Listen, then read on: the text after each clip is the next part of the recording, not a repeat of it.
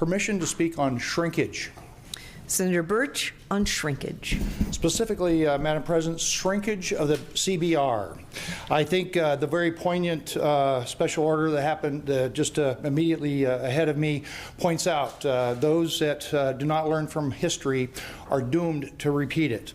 What you'll find in your desk this morning is a graph, a graph of the Constitutional Budget Reserve.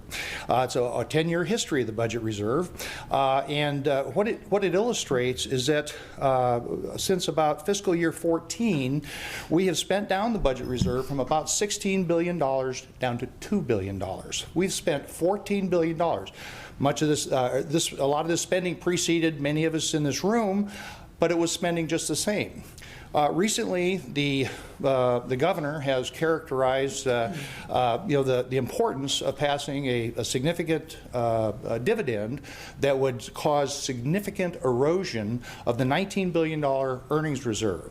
And my concern, Madam President, is that what we've seen here in the past is we've seen, as illustrated here, a 5-year history of diminishment of the Constitutional Budget Reserve, and I'm greatly concerned that we're going to have a similar impairment of our $65 billion permanent fund by spending down the earnings reserve in a similar manner.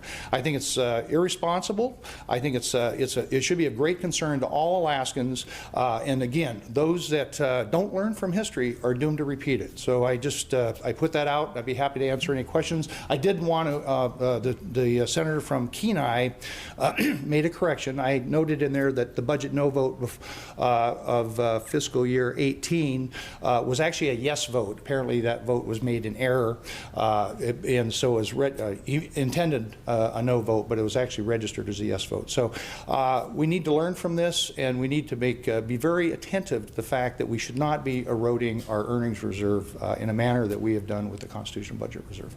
Thank you, Madam President.